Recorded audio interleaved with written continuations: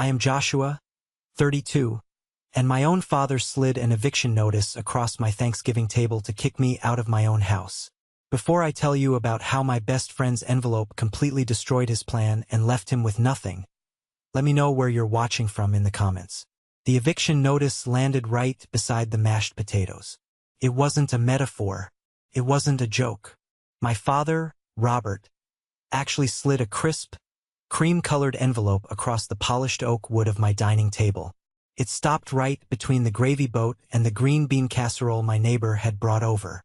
My father leaned back in his chair, crossed his arms over his chest, and let out a long breath like he had just finished saying grace.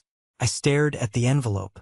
Across the top, printed in bold, aggressive black ink, were the words, "Notice to vacate and surrender possession." My mother smiled first. She didn't yell. She didn't shake with anger. She just gave me that small, tidy, closed-mouth smile that she always used when she was doing something incredibly cruel. It was her special talent, making absolute ruthlessness look like simple administration. 7 days, she said, her voice smooth and light, as if she were asking me to pass the salt. Your brother needs this house, Joshua. It's time to be reasonable. I looked across the table at my older brother, Luke. He was 35 years old, sitting there in a brand new designer shirt he definitely couldn't afford, picking at a piece of turkey. He didn't look embarrassed. He didn't look ashamed that his parents were trying to throw his younger brother out onto the street. He just looked relieved. He actually reached for his wine glass and took a sip, avoiding my eyes. That somehow made it so much worse. The sheer entitlement radiating from him made my stomach turn. I sat there, the carving knife still resting near my plate, and I just stared at the piece of paper. I didn't reach for it. I didn't touch it. You've had a good run here, Joshua, my mother continued, folding her linen napkin and placing it neatly on the table. But Luke needs a real start. He needs stability. This house can do that for him. You're single, you're adaptable. You can find a nice apartment downtown. I finally looked up from the paper. I looked at my father. By what authority? My dad tapped the top of the notice with one heavy index finger. Legal demand. You can either make this smooth, or you can make it expensive. Your choice. The sheer audacity of it left a ringing in my ears. The dining room, usually filled with the warm scent of roasted turkey and cinnamon apple pie, suddenly felt like a freezing interrogation room. They were sitting in the chairs I bought, eating the food I cooked, in the house I owned, telling me to get out. I picked the paper up. My eyes scanned the text. It was dressed up to sound incredibly official. It was full of heavy legal jargon, phrases like adverse occupancy, family equitable interest, and surrender of premises to rightful beneficiary. It looked intimidating. It was printed on thick, expensive watermark paper. But I noticed something immediately. There was no court stamp. There was no judge's signature. It was a lawyer's threat letter, dressed up in a Halloween costume of a real court order. Luke leaned back, mirroring my father's posture.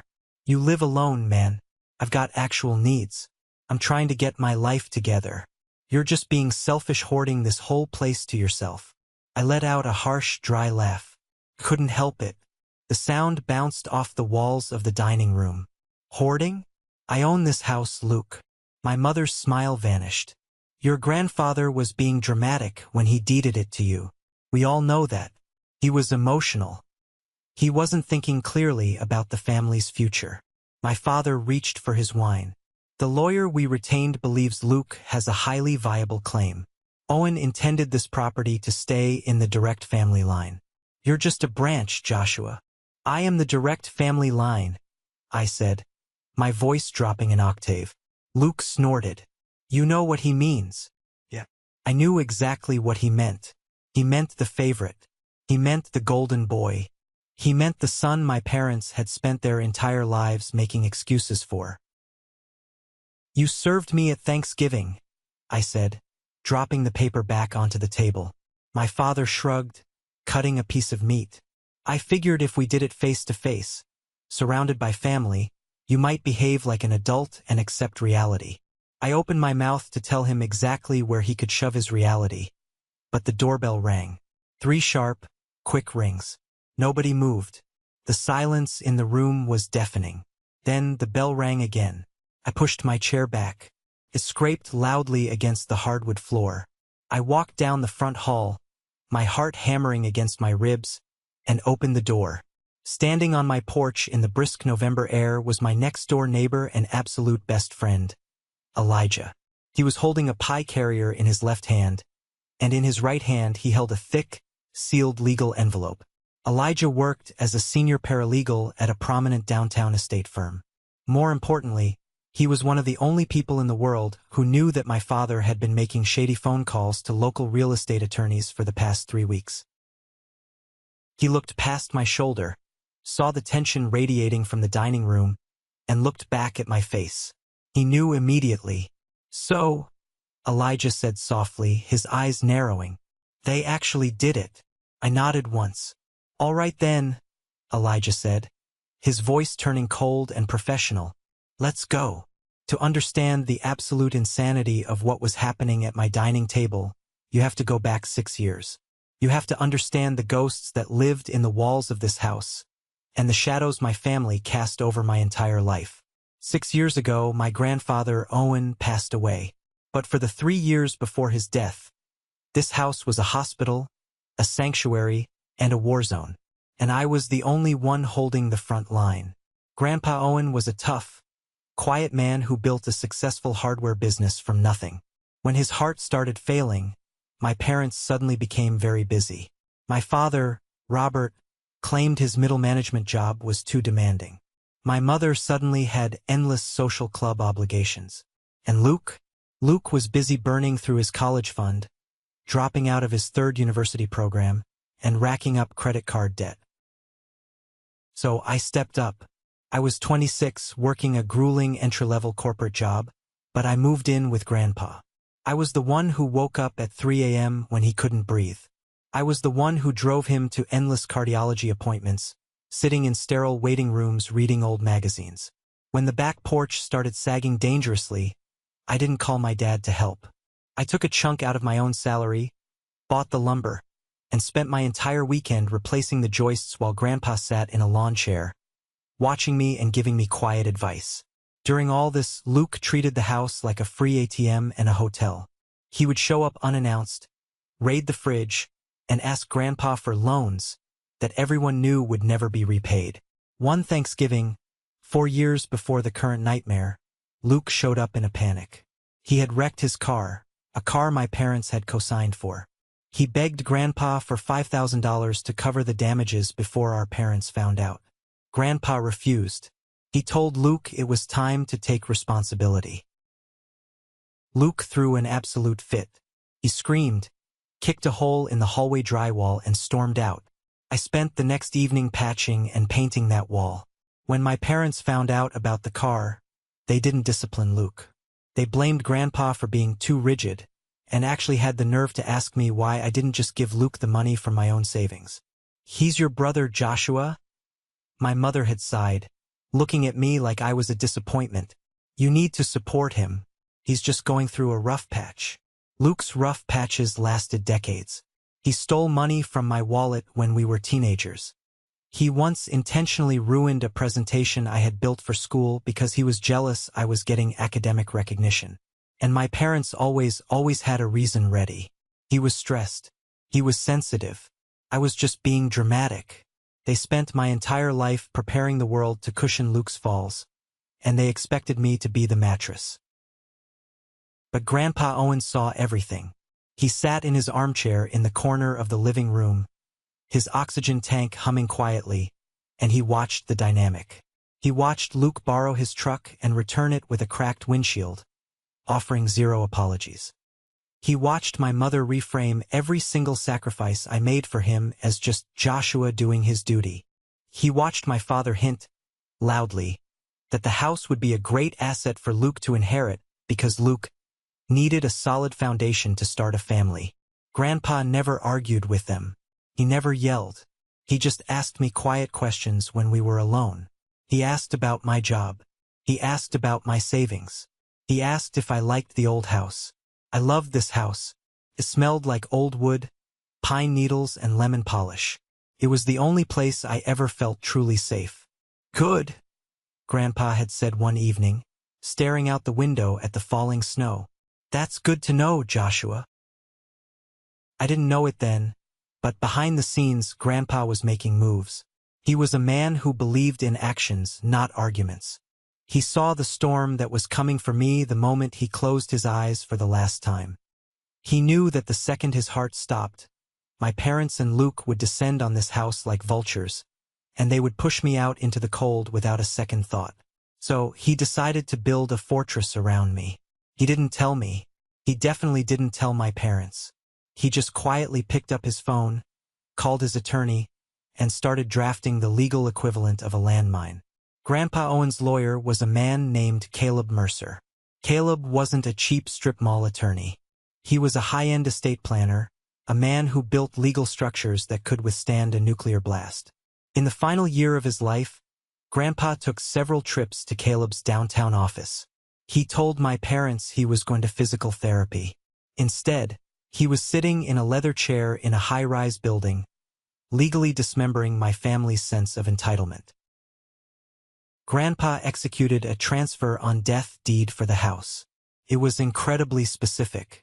The deed stated that upon his passing, the absolute, unencumbered ownership of the property in Asheville would transfer directly and solely to me, not to my parents, not split evenly between the grandchildren, just me. He made sure the deed was recorded and filed properly with the county clerk months before he ever took to his deathbed. But Grandpa was a smart man. He knew my father. He knew Robert would not accept a piece of paper. He knew my father would hire lawyers, tie the estate up in probate hell, and financially bleed me dry until I surrendered the house just to make the nightmare stop. So Grandpa and Caleb Mercer went a step further. They created the trap. Grandpa had a separate investment portfolio. It wasn't billionaire money, but it was a substantial amount, roughly $240,000. This money was placed into a residual trust. The designated beneficiaries of this trust were my father, my mother, and Luke. It was designed to pay out to them in installments over several years. To my parents, this was their rightful inheritance. They felt they were owed this money simply for existing. But Grandpa attached a condition to the trust. Poison pill. Caleb drafted an incredibly aggressive no contest and forfeiture clause. The language was ironclad. It stated in very clear legal terms that if any of the trust beneficiaries, Robert, my mother, or Luke, attempted to challenge my title to the house, interfered with my peaceful possession of the property, or assisted anyone else in asserting a false claim against the house, they would instantly trigger a forfeiture event. If they tried to take the house, they would lose every single penny of the trust money. And to make it stick, Caleb made my father sign a sworn family settlement and non-contest acknowledgement during the probate period. My father, blinded by the promise of the trust payouts, signed it. He signed a legal document acknowledging that I was the sole lawful owner of the house, and he agreed to the penalty clause.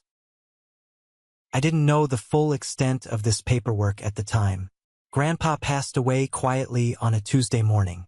I was holding his hand. My parents were on a weekend getaway they refused to cancel. When Grandpa died, the deed triggered automatically. The house became mine. I remember the day of the funeral. It was pouring rain. The sky was the color of bruised iron. We stood under black umbrellas by the gravesite. Luke was complaining about his dress shoes getting muddy. My mother was whispering to her friends about how exhausted she was from the ordeal of losing her father-in-law. My father just looked impatient. After the service, I went back to the empty house. Felt hollow. I sat on the floor of the living room and cried until my ribs ached. I had lost the only person in my family who actually saw me. The next few years were a grind. I got a promotion at work, which was lucky, because the house needed serious help. I poured every extra dollar of my salary into this place. When the furnace completely died in the middle of a brutal January freeze, I worked double shifts, taking on every grueling project my boss threw at me, just to afford a replacement. I spent my nights ripping up old carpet, sanding down the original hardwood floors until my hands bled, and fighting with city clerks to update old permit records. Through all of this, my parents didn't lift a single finger. They never offered to help paint. They never chipped in for the property taxes. They never even asked how I was managing. To them, the house was my burden. Until the neighborhood started to change. About 3 years after Grandpa died, the city of Asheville exploded in popularity. Developers moved in. Coffee shops and boutique stores opened up 3 blocks away. Suddenly, the quiet, rundown street Grandpa had lived on was the hottest zip code in the county. I was sitting on my porch one afternoon when a real estate agent knocked on my door and casually offered me $600,000 in cash for the property. I declined, of course. This was my home. But word travels fast in my family. Suddenly, my parents were very interested in Joshua's house. It started with subtle comments. My father would come over for a forced Sunday dinner, look around at the newly refinished floors and say, "You know, this is a lot of space for one guy. You're sitting on a gold mine, Josh. It's almost selfish not to leverage it." My mother would sigh and say, "Luke is struggling so much with his rent. It breaks my heart knowing there are 3 empty bedrooms just sitting here collecting dust." I set hard boundaries. I told them the house was mine, I wasn't selling, and Luke was not moving in. I knew exactly what would happen if Luke crossed my threshold with a suitcase. He would never leave, he would never pay rent, and he would slowly destroy everything I had built. That's when the whispering started. My father's brother, Uncle David, was going through a nasty divorce.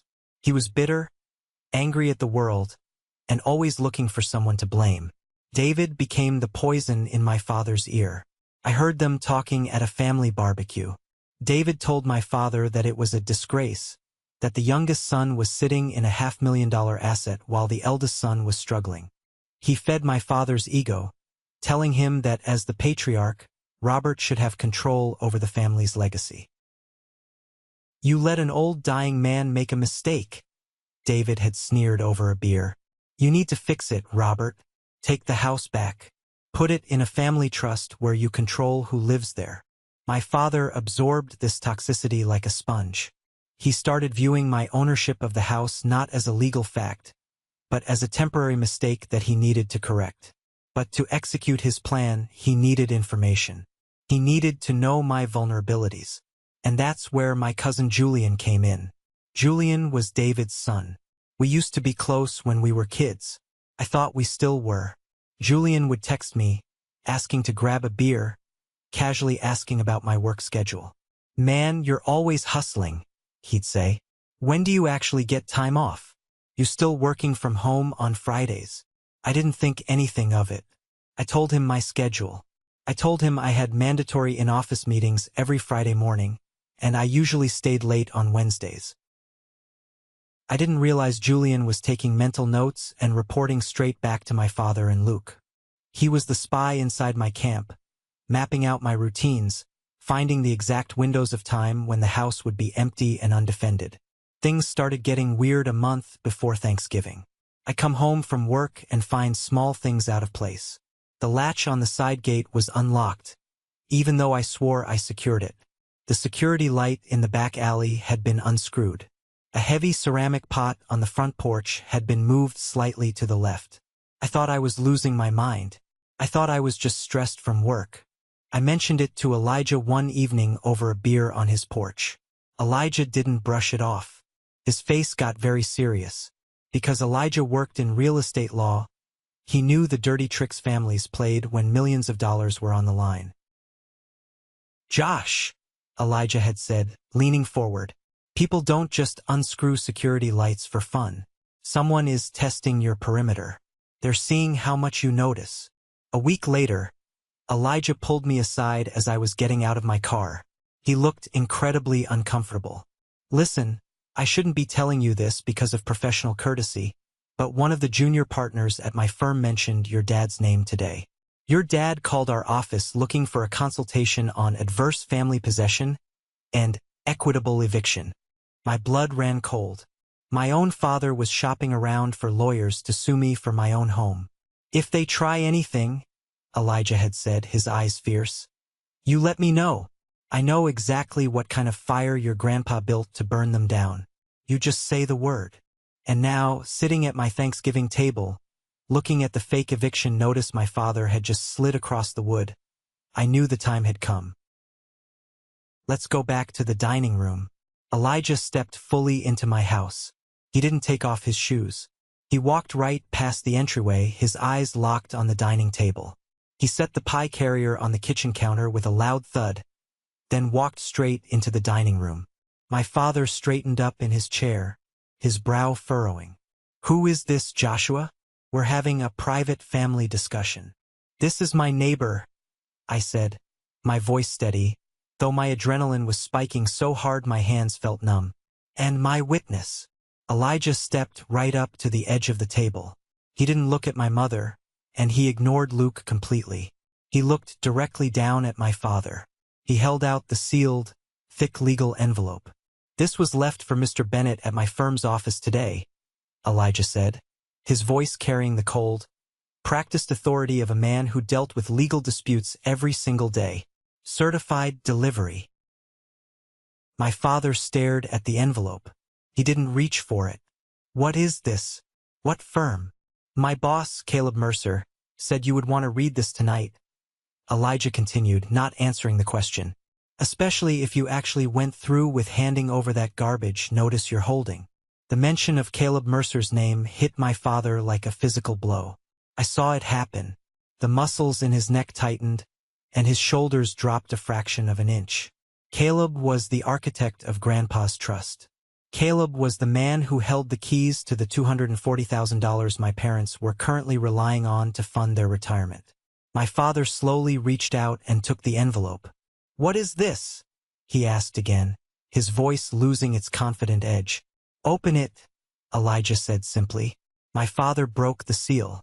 He pulled out a thick stack of papers stapled together at the corner. He unfolded them and began to read the first page. I watched his eyes. I watched them scan the first few lines, then slow down, then stop completely. The color drained from his face so rapidly it looked like a magic trick. His skin went from a healthy, wine-flushed pink to a sickly, chalky gray in 3 seconds flat. His mouth parted slightly. My mother turned to him, sensing the sudden shift in the atmosphere. "Robert, what does it say?" For the first time all evening, my father didn't look like the patriarch in control. He looked like a man who had just stepped off a cliff in the dark. He looked caught. Luke leaned over, trying to see the paper. "Dad, what is it?" My father couldn't speak. His throat worked, but no sound came out. Elijah answered for him. "It's a copy of your father's own sworn statement from the probate settlement," Elijah said, his voice ringing clearly through the quiet room. "The exact document he signed under oath. The one where he explicitly admitted that Joshua was the sole lawful owner of this property. And the one where he legally agreed that any family member who tried to challenge Joshua's possession would instantly forfeit the rest of Owen's trust distribution." The silence that followed was absolute. You could have heard a pin drop on the carpet. My father read the page twice more before he finally found a weak, trembling voice. This doesn't mean what you think it means. This is just probate formality." It was such a pathetic, hollow lie that even my mother turned toward him, her eyes wide with sudden panic. Elijah didn't flinch. He reached out, placed his finger on the second paragraph of the document in my father's hand, and tapped it. "It means exactly what it says, Robert. Caleb Mercer doesn't write formalities. He writes legal bear traps." I stood up at the head of my table. I picked up my fork, gripping the cold metal just to keep my hands from shaking with the sheer, overwhelming rush of adrenaline. Luke was practically out of his chair now, his face twisting in confusion and growing anger. "What the hell are you talking about? What trust distribution?" My mother went completely still. It was that dangerous, freezing stillness she adopted when she realized she was losing control of a narrative, and she had to decide whether to double down on the lie or retreat and play the victim. She chose to double down. "Probate paperwork doesn't override family fairness," she snapped, glaring at Elijah. "This is none of your business. This is an internal family matter." Elijah looked right back at her. It's a good thing this isn't about fairness, ma'am. It's about a legally binding forfeiture clause. Elijah pulled a second document from his jacket pocket. It was a single sheet of paper. He didn't hand it to my father. He bypassed him completely and slid it directly in front of Luke. It was a strategic move. Elijah knew that Luke only believed things when he read them himself. "Read the highlighted part, Luke," Elijah commanded. Luke stared at the paper. His eyes tracked the yellow highlighter ink. He read it out loud, his voice tight and incredulous. "Any beneficiary who directly or indirectly contests title, possession, or beneficial ownership of the Asheville residence transferred to Joshua Bennett, or supports another person in doing so, shall be deemed to have predeceased distribution under Article 6. Luke stopped. The room held its breath. Even someone as dense as my brother understood what that legal phrasing meant. He understood predeceased distribution. "You get nothing," I said, my voice cutting through the silence like a knife. "If you try to take this house, you lose every dime Grandpa left you." The reality of those words crashed over Luke like a tidal wave. Predeceased distribution. He dropped the paper onto the table as if it had caught fire. He looked at my father, his eyes wide with a frantic, wild energy. "Dad, is this real? Tell me this is fake. You told me the lawyer said we had an airtight case." My father pushed his chair back. The legs screeched against the hardwood. He stood up, running a hand through his thinning hair. "I manipulated him?" I asked, my voice deadly quiet. "I brainwashed him by changing his adult diapers while you were on a wine-tasting tour in Napa? I isolated him by being the only person who bothered to visit him in the cardiac ward while Luke was busy begging him for bail money." "That's a lie," Luke shouted, stepping toward me, his fists clenching. "It's the absolute truth, and you know it." I roared back, stepping out from behind the table to face him. "Grandpa saw exactly who you people are. He watched you borrow his truck and smash it. He watched Dad scheme. He watched Mom treat me like the hired help. He didn't write this clause because I manipulated him. He wrote it because he finally stopped making excuses for you." Luke slapped his hand down hard on the table, making the plates jump and silverware rattle. "So what? Grandpa just gets to decide I'm homeless forever because you played the good little martyr?" "You are not homeless, Luke," I yelled, the years of repressed anger finally exploding out of my chest. "You are 35 years old. You have been employed at 4 different companies in the last 3 years, and you quit all of them because you think you're too good for real work. You are not a victim. You are a parasite, and you are convinced that everyone else's roof is your birthright." Luke's face twisted into an ugly, hateful sneer. He took another step toward me, closing the distance. "This right here. This is exactly why he shouldn't have left you the place. You always act like you're better than everybody else. You're a smug, arrogant little prick."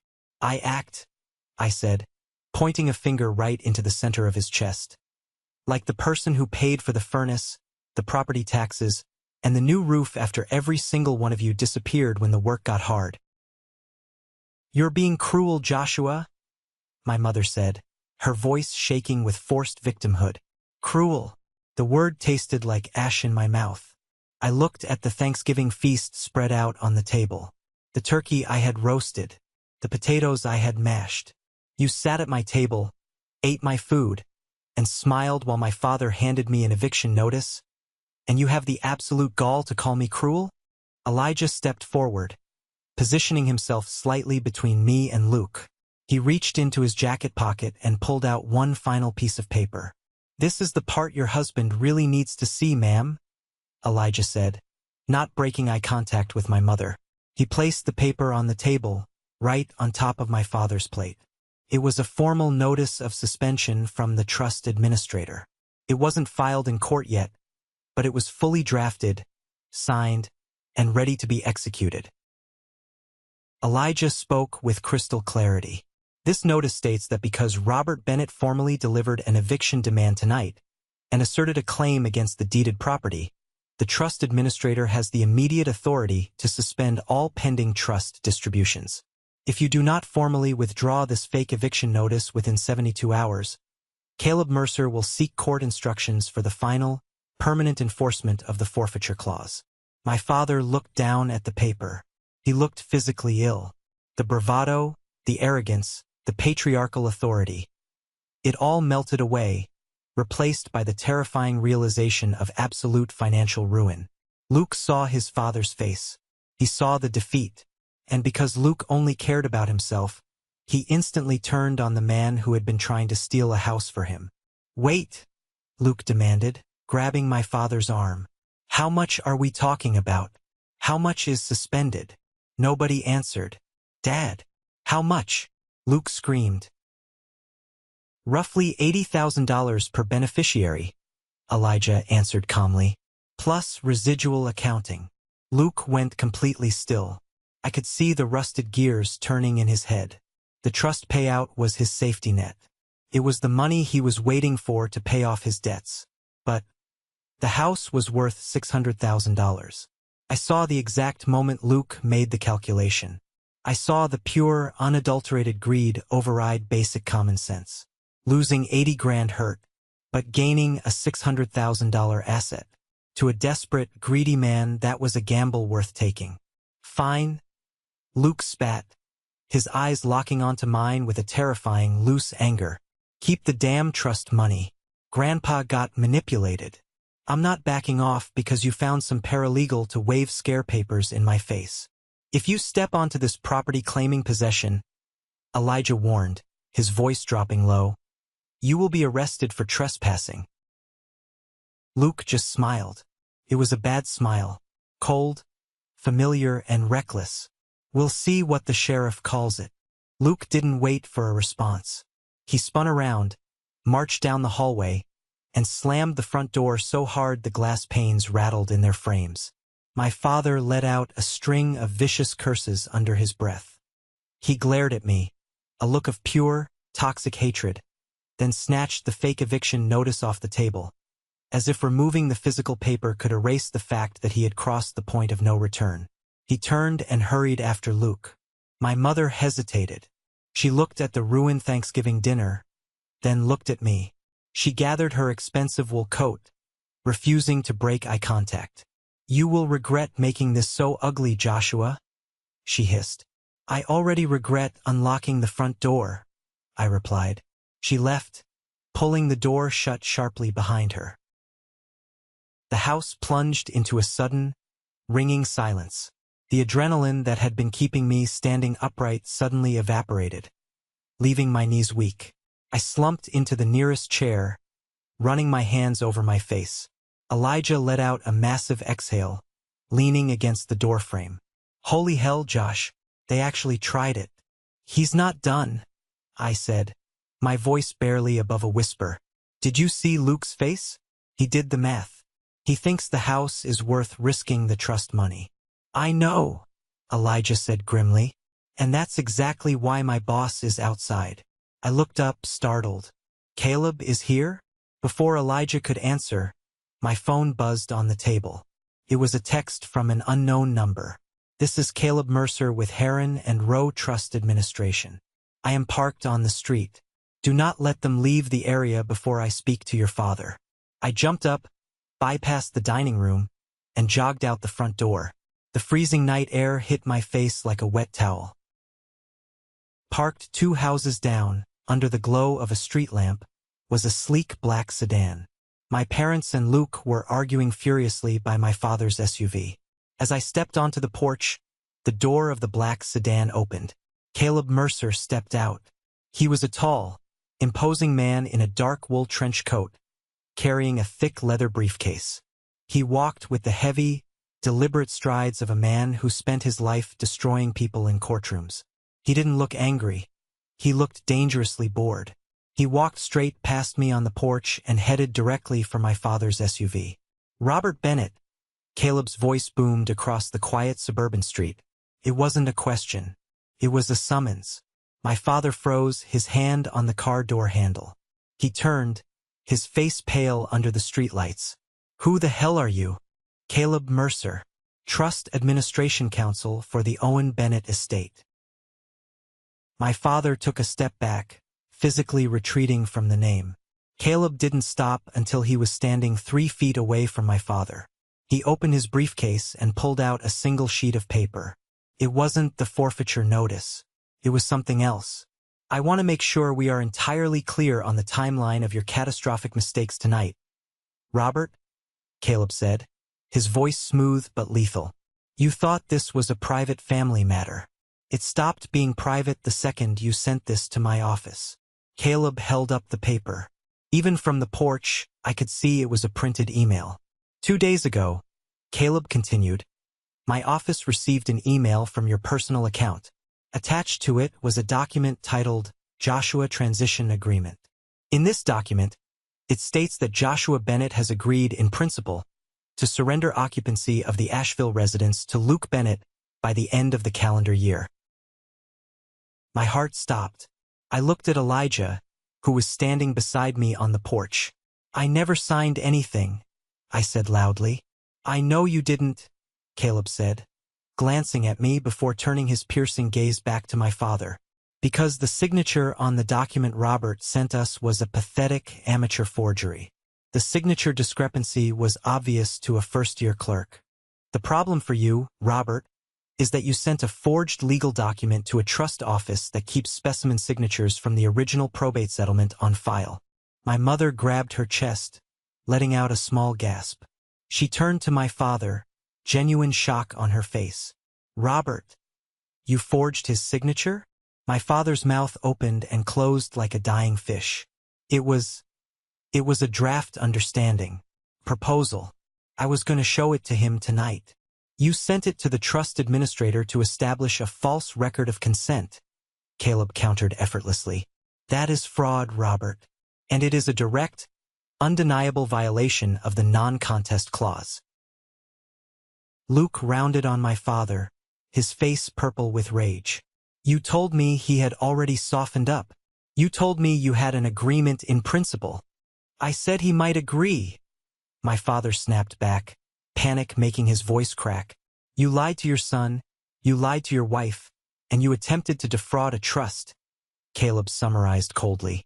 The forfeiture is no longer a threat. It is in motion. All pending distributions under Owen Bennett's residual trust are suspended effective immediately. The reality of the situation finally seemed to crush my father. He leaned heavily against the side of his SUV, staring at the concrete driveway. He had tried to play chess with a master using stolen checkers, and he had just been checkmated in 3 moves. We were trying to avoid court, my mother whispered, tears finally pooling in her eyes. But I knew her tears weren't for me. They were for the lost money. By fabricating his consent? Caleb asked, his tone devoid of any sympathy. That is a fascinating legal strategy, ma'am. I wouldn't recommend bringing it up in front of a judge. Luke kicked the tire of the SUV, breathing hard. The $80,000 was gone. He knew it. I knew it. But his eyes were still fixed on my house. The $600,000 prize was still standing right behind me. The trust gives the beneficiaries a short window to cure the breach, but only if the interference stops immediately, Caleb explained, delivering the final terms. That means the eviction demand is completely withdrawn. No occupancy claim is asserted. No utilities are transferred. No locksmith is retained. And absolutely no one steps onto the property claiming possessory rights. I felt a sudden jolt in my chest. Utilities, I called out from the porch. Caleb looked at me. Your father contacted the local power company yesterday, attempting to establish utility history at this address in Luke's name before the end of the year. The power company refused without deed support. I let out a breath that sounded like a dry sob. They had truly tried everything. They were trying to build a paper trail of Luke living in my house before they even handed me the eviction notice. It was a coordinated, premeditated attack on my life. Luke stared at his father with open, undisguised disgust. You completely botched this. You said this was clean. It would have been clean if he had just behaved. My father snapped, pointing a trembling finger at me. Elijah let out a loud, mocking laugh from the porch. Caleb didn't even blink. There was no version of this that was clean, Robert, Caleb said, closing his briefcase. You are playing with fire, and you are currently covered in gasoline. Luke took a step away from his parents. He looked at Caleb, then looked directly at me. The streetlights cast dark, hollow shadows over his eyes. Grandpa was crazy, Luke said, his voice unnervingly calm. And you manipulated him. I'm not letting you steal the family legacy just because you found a sharp lawyer. You think a forged email stops me? I have actual rights. Equitable family occupation. You think you've won, Joshua, but this isn't court. This is a street. Caleb stepped into Luke's line of sight. If you step onto that property claiming possession without a court order, you will be trespassing. The sheriff will remove you. Luke smiled that same terrible, loose smile. We'll see what the sheriff calls it when I'm standing inside the living room.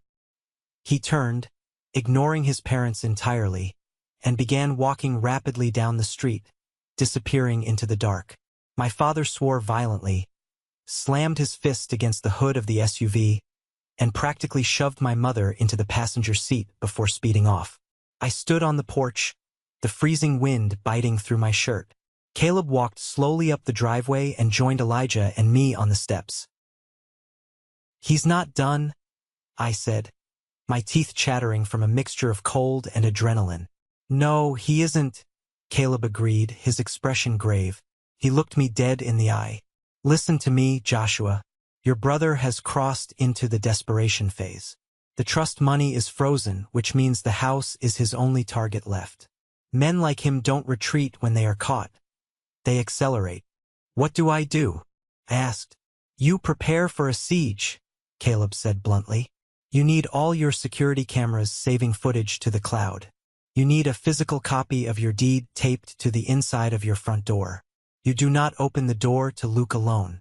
If he has already researched adverse possession, he knows that if he can physically get inside the house and establish a presence before the courts open on Monday, he can make it incredibly difficult for the police to remove him without a formal eviction process. The phrase sat heavily in my chest. Establish a presence before Monday. Before normal people could fix what bad families did on the weekends. He'll try to force his way in? Elijah asked, looking alarmed. He might try a civil standby, Caleb warned. He'll call the police, claim he lives here, claim he's been locked out by a hostile roommate, and ask an officer to stand by while a locksmith forces the door. It's a common tactic for squatters and hostile family members. I have the deed, I said, my voice rising in panic. And he might have a fake lease, Caleb replied. You have to be ready. Part 4.1. The sleepless night, estimated 850 words. I didn't sleep a single second that night. After Caleb drove away, Elijah stayed. We went straight to the kitchen, brewed a pot of the strongest coffee I owned, and turned my dining room table, the same table where the eviction notice had been served hours earlier, into a war room. First, I pulled up the application for my home security cameras on my iPad. I had 3 cameras, one on the front porch, one covering the side alleyway gate, and one facing the back cellar door. I paid the premium subscription fee right then and there to ensure all footage was backed up to the cloud instantly. Second, I dug into my fireproof safe in the office and pulled out the original county stamp transfer on death deed. I made 3 copies. I taped one to the inside of the front door right next to the peephole. I placed another on the kitchen counter, and I kept the third folded in my back pocket. While I was printing the deeds, Elijah was pacing the floor, scrolling aggressively through his phone. Julian, Elijah said suddenly, stopping in the middle of the living room. What about him? I asked, looking up from the printer. Julian is the leak, Elijah confirmed, his face dark. Think about it, Josh. How did your dad know the exact time to send that fake email to the trust? How did Luke know you'd be home alone tonight cooking before I came over? Julian has been grilling you about your schedule for a month. I pulled out my phone and opened my text messages with my cousin. I scrolled back through the last few weeks. Hey man, you still taking those Friday morning Zoom calls from home? "Josh, you leaving town for the holiday weekend or staying at the house? Just checking to see if you're around Saturday morning, might drop by." It was all there. I had been feeding them my exact coordinates. "They know my schedule," I said, a cold dread washing over me. "They know I usually leave the house at 7:30 a.m. on Fridays to hit the gym before work." "Tomorrow is Friday," Elijah pointed out, checking his watch. It was already 2 a.m.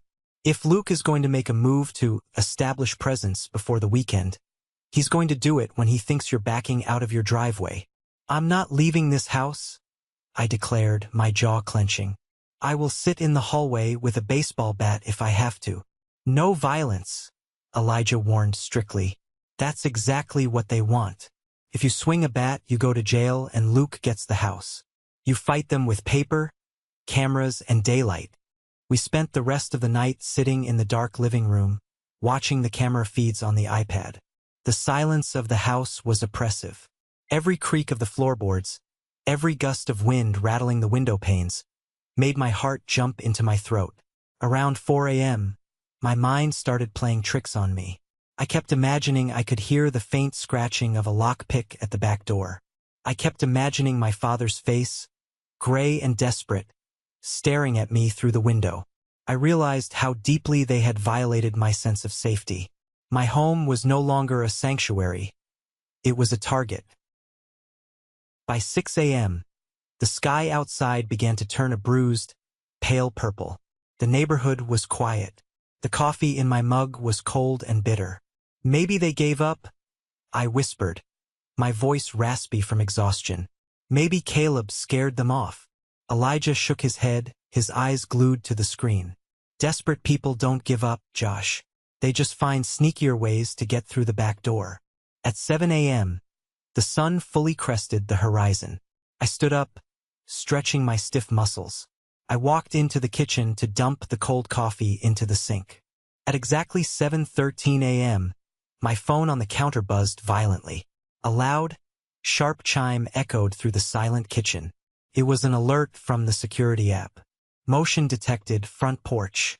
I dropped my mug into the sink, the shattered porcelain shards scattering across the stainless steel.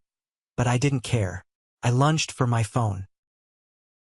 Elijah was already beside me, looking over my shoulder at the screen.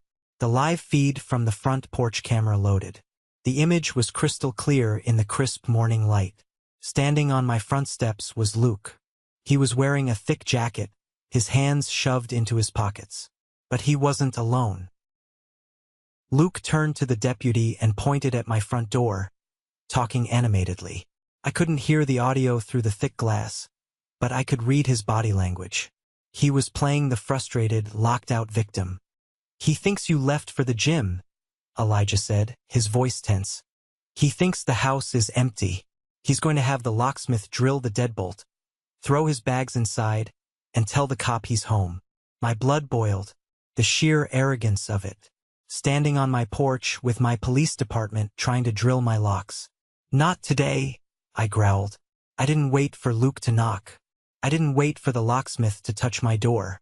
I grabbed the folded copy of the deed from my back pocket, marched down the hallway, and unlocked the deadbolt with a loud, heavy clack. I threw the front door open. Luke jumped back, startled. His eyes widened in genuine surprise. He had fully expected an empty house. For a split second, the mask slipped, and I saw the panicked calculation of a man whose ambush had just failed. But he recovered quickly. He plastered a fake, relieved smile on his face. "Good. You're awake," Luke said, his voice loud enough for the deputy to hear. "Man, I lost my keys again. Can you let me in?" I didn't look at him. I looked directly at the deputy walking up the steps. "Can I help you, officer?" I asked loudly and clearly. The deputy stepped forward, looking between me and Luke. "Morning, sir. I'm Deputy Samuel. I'm here for a requested civil standby. Your brother here stated he was locked out of his residence and requested an officer present to keep the peace while a locksmith granted him access to his property." "Retrieve what property?" I asked, keeping my voice dead steady. Luke nudged one of the duffel bags with his boot. My stuff, Joshua. Come on, don't play games in front of the officer. I just need to get back into my room. I looked at the bag, then looked at him. You have never lived here a single day in your life. My mother's voice from the night before echoed in my head. Your brother needs this house. Not a room. The house. Deputy Samuel frowned, his posture stiffening. He looked at Luke. Sir, you stated this was your primary residence. It's a family house, Luke argued, waving a hand dismissively. My grandfather left it to the family. Joshua is just being difficult because we had a disagreement last night. I have a legal right to occupy the downstairs bedroom. Do you own this residence, sir? The deputy asked me directly. Yes, I said. I unfolded the paper in my hand and handed it straight to Deputy Samuel. This is a recorded transfer on death deed from my grandfather, filed and county-stamped before his death. The property taxes are in my name. The homeowner's insurance is in my name. I am the sole, exclusive owner of this property. The deputy took the paper. He read it much faster than I expected, his eyes scanning the legal seals. He handed it back to me and turned to Luke. The neutral posture was gone. He looked annoyed. Do you have a court order granting you access to this property, sir? Deputy Samuel asked Luke. Luke let out a short, condescending laugh. I don't need a court order. I have his written consent. Luke reached into his heavy jacket and pulled out a folded piece of paper. He handed it to the deputy with a triumphant smirk. I knew what it was before the deputy even opened it. It was another fake. This is an occupancy agreement, Luke declared loudly, signed by Joshua last month, stating I am allowed to move into the property pending a family transition. The deputy examined the paper. I leaned forward, catching a glimpse of the document. It was typed on cheap, generic legal template language downloaded from the internet. And right at the bottom on the signature line was my name. It was a completely forged signature. It looked absolutely nothing like my handwriting. When was this signed? Deputy Samuel asked, narrowing his eyes at the paper. Last month, Luke lied smoothly. It was not, I said, my voice cutting like ice. That is a forged document. The signature is fake. My father attempted to submit a similar forged document to a trust administrator last night, and I have the lawyer's correspondence to prove it. The locksmith, who had been standing quietly to the side, took one look at my face, one look at the forged deed in my hand, and one look at the highly irritated deputy. The locksmith quietly unhooked his tool bag, stepped backward off the porch, and started walking toward his van. Hey, where are you going? Luke snapped, his facade cracking. The locksmith didn't even turn around. I don't drill locks on disputed properties without a judge's signature. Figure it out yourselves. He got in his van and drove away. Luke swore violently under his breath. The ambush was falling apart. But the nightmare wasn't over, because right at that moment, as I was staring down Luke on my front porch, my phone buzzed in my pocket again. It wasn't the front porch camera this time. It was the side alley camera.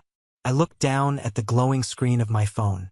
For half a second, my brain simply refused to process what my eyes were seeing. The notification banner clearly read, "Motion detected side alley gate." I tapped the alert, my thumb pressing so hard I thought I might crack the glass. The live feed loaded. It wasn't a stray dog. It wasn't the wind blowing a tree branch. It was my father, Robert Bennett, the man who had raised me, the man who had sat at the head of my Thanksgiving table just 12 hours earlier, was currently creeping down the narrow paved walkway on the blind side of my house. He was hunched over, his collar pulled up against the morning chill, moving with the frantic, jerky urgency of a burglar. In his left hand, he was carrying a large, clear plastic storage tote. In his right hand, the morning sun glinted off something small and metallic. A key. Suddenly, the entire morning made terrifying, crystal-clear sense. Luke showing up at the front door with a locksmith and a fake occupancy agreement wasn't just an ambush. It was a distraction. My father had deliberately sent Luke to the front porch to tie me up, to draw my attention, and to get the police focused on a civil dispute over a forged piece of paper. He knew the locksmith would likely refuse to drill a lock with the homeowner standing right there holding the deed. He didn't care. He just needed me looking out the front window, because while I was arguing with Luke and Deputy Samuel on the porch, my father was slipping through the side gate to break into the cellar door around the back. My whole body went completely ice-cold. The sheer, calculated malice of it took my breath away. They weren't just trying to bully me out of the house. They were trying to manufacture physical evidence to steal my inheritance. I didn't hesitate. I shoved the phone screen directly into Deputy Samuel's line of sight. "Deputy," I said, my voice cracking like a whip across the quiet porch. "My father is currently trespassing on my property. He is in my backyard right now trying to break into my cellar." Deputy Samuel looked at the screen. His professional, detached demeanor vanished instantly. He saw a grown man sneaking around the back of a house with a heavy plastic bin and a key. "Sir, stay behind me," the deputy ordered, his hand instinctively dropping to rest on his utility belt. I didn't listen. I was already moving. I cut straight through the house, my heavy boots thudding against the hardwood floors. Elijah was right behind me, sprinting through the kitchen. We burst through the mudroom door, flying down the back steps and hitting the cold, dew-covered grass of the backyard. Luke was shouting something behind us, scrambling to follow, cursing wildly because he knew the plan had just completely imploded. Men like my brother always believed a lie stayed alive longer if they stayed physically close to it, trying to shout over the truth. We rounded the corner of the house just in time. My father was standing right at the base of the old brick cellar steps. The exterior lock on that door had been there since Grandpa Owen's time. I had replaced the front and side door locks immediately after the deed transferred, but I hadn't bothered with the cellar yet because it only held old paint cans, rusted garden tools, and storm supplies. My father had a copied key jammed halfway into the rusted keyhole. He had one foot braced against the bottom stone step, throwing his weight into the door like he was about to muscle it open. The clear plastic tote was sitting on the concrete right beside his leg. "Hey!" Deputy Samuel's voice barked across the yard, carrying the heavy, undeniable weight of law enforcement. "Step away from the door. Right now." My father jolted backward as if he had been struck by lightning. He ripped the key out of the lock, spinning around to face us. His face, already pale from the cold, turned a sickly, translucent shade of white. I'm just retrieving family property," my father stammered, his eyes darting frantically between me, the deputy, and the plastic tote by his feet. "No," I said, stepping forward. My fists clenched so tight my fingernails dug painfully into my palms. "You are not retrieving anything. You are creating it." Luke came skidding around the corner of the house, breathing hard. He stopped dead in his tracks the second he saw my father cornered against the cellar door. He looked at the plastic tote sitting on the concrete. "Dad," Luke hissed, his voice dropping an octave, filled with pure, unfiltered panic. "What are you doing?" I looked down at the clear plastic bin. The evidence of their conspiracy was sitting right there in broad daylight, so painfully obvious it made me want to scream and laugh at the same time. Inside the tote were exactly the things a lawyer would tell you to look for to prove residency. It was a squatter's starter kit. Neatly folded inside the bin were men's clothes, Luke's old college sweatshirts, and a pair of faded jeans. There was a leather shaving kit. There was a cheap, brand-new set of bath towels, still wrapped in the store packaging with the price tag hanging off the side. But the most damning thing was sitting right on top of the clothes. It was a neat, rubber-banded stack of mail. "Look at that," Elijah said from beside me, pointing a steady finger at the bin. "Look at the mail." I took a step closer. The envelopes were pristine. They weren't old, forwarded letters. They were fresh. A credit card offer, a cable television promotion, 2 envelopes from a major bank, a glossy pharmacy flyer, and every single one of them was addressed to Luke Bennett, with my home address printed clearly beneath his name. They were sealed, uncreased, postmarked within the last 5 days. My father had not come back here to collect Luke's belongings. He had come to plant them. He intended to shove that bin into my cellar, take photos of the mail and the clothes inside my house, and present it to a judge on Monday morning to prove that Luke had been living here the entire time. It was a completely fabricated, desperate attempt to establish adverse family occupation. Who owns this residence? Deputy Samuel demanded, stepping between me and my father. I do, I answered firmly, holding up the county-stamped deed again. Do you give this man permission to enter your cellar, or leave these items on your property? The deputy asked, gesturing to the plastic tote. Absolutely not. I want him off my property right now. My father held up his hands, trying to summon the old, authoritative patriarchal voice he had used to control me my entire life. Officer, this is a massive misunderstanding. It's being blown entirely out of proportion. My son Luke has personal effects here. We are just going through a very messy family transition. I'm trying to help him secure his college fund documents and a few other things. Don't lie to my face, sir, Deputy Samuel said, his voice dropping into a dangerous, flat register. You just attempted forced entry on a locked door. Placed here after a civil standby was requested using a forged occupancy agreement. A new, sharp voice cut through the cold morning air. Everyone turned toward the side gate. Caleb Mercer stepped into the backyard. He was wearing the same dark wool coat from the night before, carrying his signature leather folder. He didn't look like a man who had been woken up early. He looked like a predator who had finally cornered his prey. Caleb walked straight up to the deputy and offered a firm nod. Caleb Mercer, Trust Administration Counsel for the Owen Bennett Estate. I represent the legal entity enforcing the forfeiture clauses against these two men. You the attorney she called? Deputy Samuel asked, relaxing his posture just a fraction. I am the attorney her father should have feared, Caleb replied smoothly. Caleb looked down at the clear plastic tote. He let out a dark, humorless chuckle. Well, Robert, I have to admit, I didn't think you'd be foolish enough to try staging the property.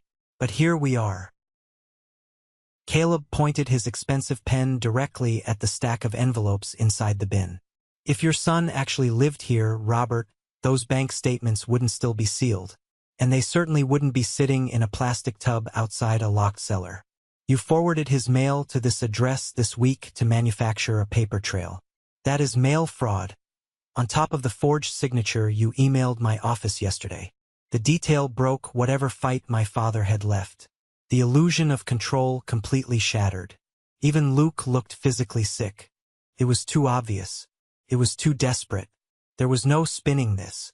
There was no lying their way out of a police report documenting planted mail, a fake lease, and a copied key.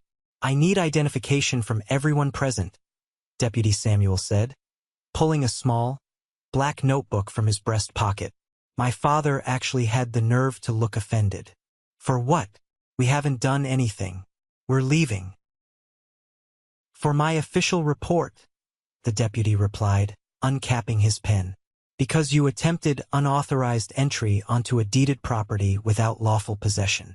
You presented a disputed, likely forged occupancy document to law enforcement during a civil standby. And you are standing over a box of staged mail.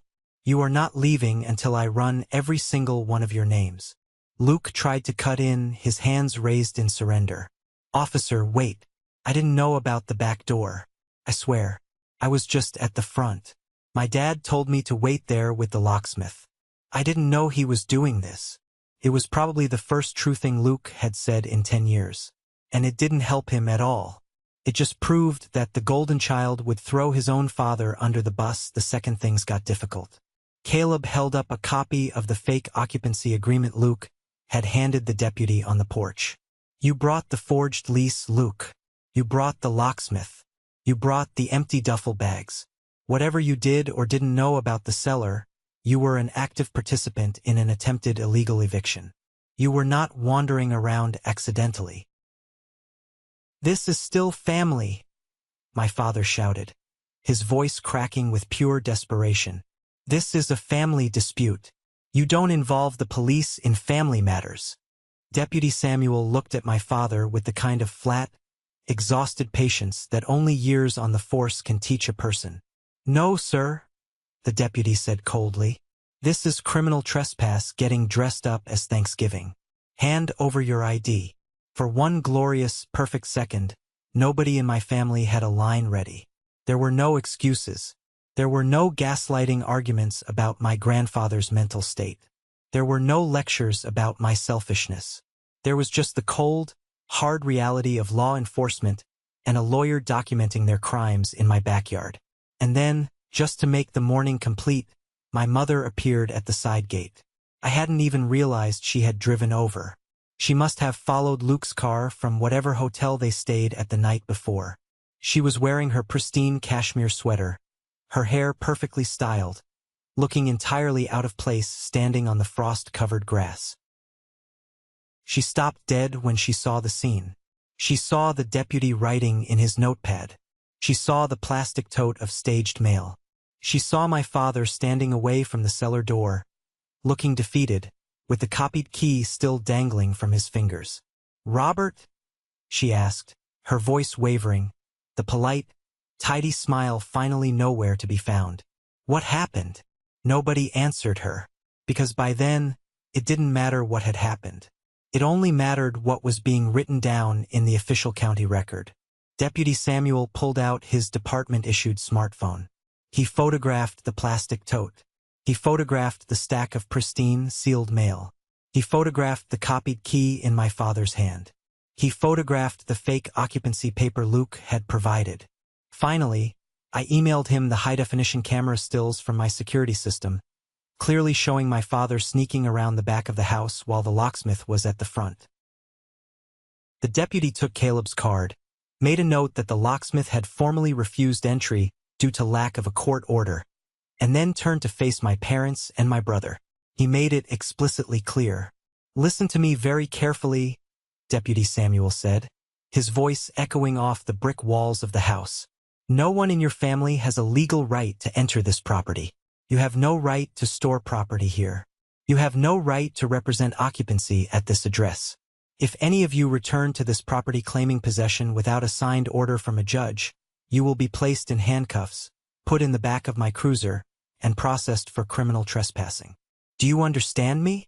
My mother opened her mouth to argue, her instinct to rewrite reality still fighting to survive. Caleb beat her to it. "And let me add the financial reality to the deputy's warning," Caleb said, his voice cutting through the morning air like a newly sharpened blade. "If anyone in this family continues interfering with Joshua's title or peaceful possession of this home, I will not wait for a court order. I will recommend immediate, final, irreversible enforcement of the forfeiture clause to the trust board. You will lose every cent Owen Bennett left you, and I will personally refer the forged email you sent my office to the district attorney for fraud investigation." That landed hardest on my father. It hit him like a physical blow to the stomach. Not because he suddenly felt guilty for what he had done to his youngest son. He didn't. He felt sick because he finally understood the trap he had walked into. The security cameras. The forged consent email on the trust server. The fake eviction notice he handed me at dinner. The locksmith. The staged mail. All of it now sat in one clean, undeniable chain of evidence. He had not pressured me into folding. He had handed Caleb Mercer the exact ammunition needed to trigger the penalty clause. He had destroyed his own retirement fund just to feed his older son's bottomless greed. Luke kicked the bottom stone step of the cellar hard enough to hurt himself. He let out a string of vicious curses, turned his back on his parents, and limped heavily toward the driveway, leaving his empty duffel bags sitting on the grass.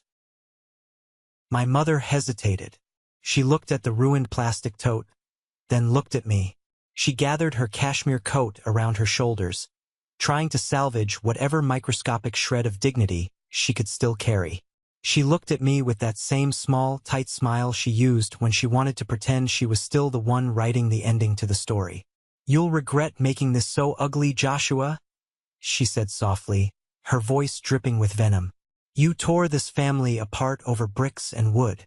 I looked at the tote of fake mail. I looked at my father's copied key. I looked at the deputy writing their names into a permanent criminal database. "No, Mom," I said, my voice finally calm, devoid of the anger that had carried me through the last 24 hours. "I only regret not installing the cameras sooner." They left. There was no dramatic screaming match. There were no handcuffs. There was no cinematic brawl on the lawn. There was just one failed, pathetic occupation attempt collapsing under the crushing weight of daylight, security footage, and legally binding paperwork.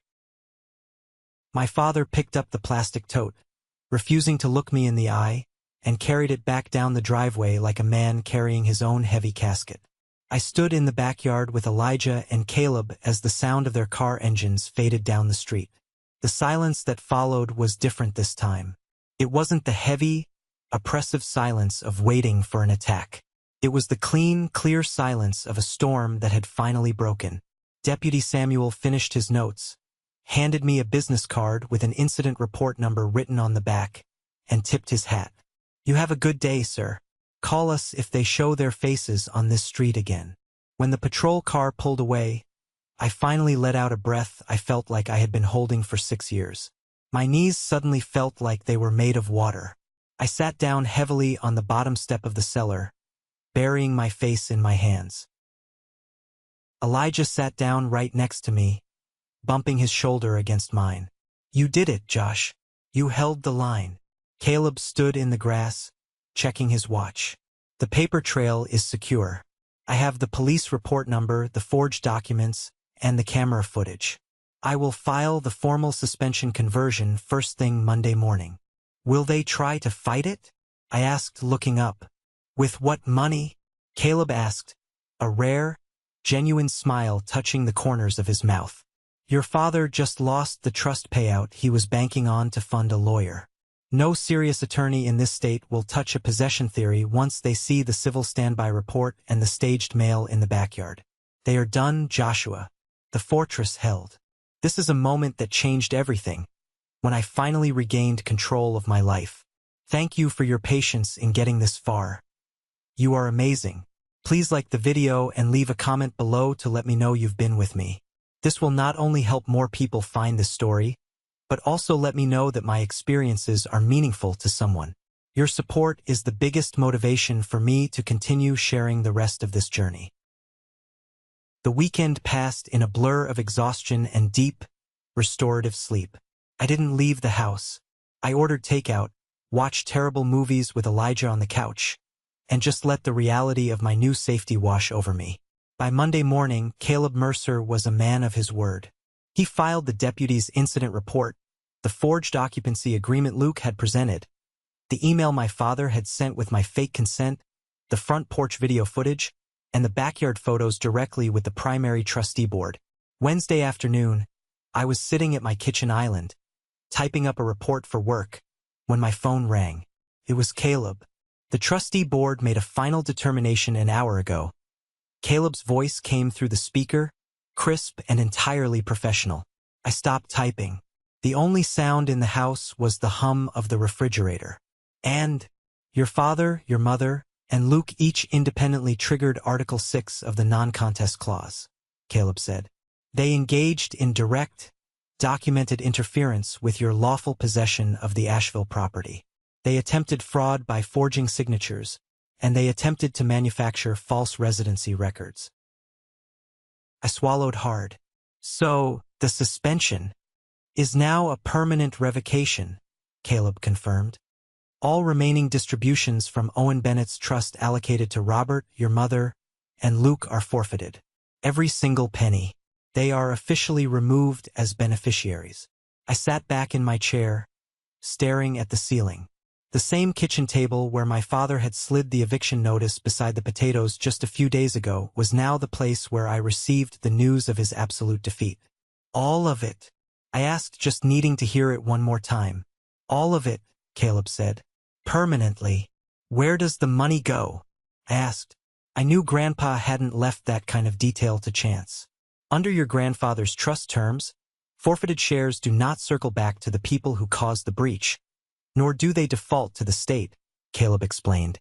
He built a secondary failsafe. The forfeited funds bypass the immediate family entirely and drop into the alternate remainder he named years ago.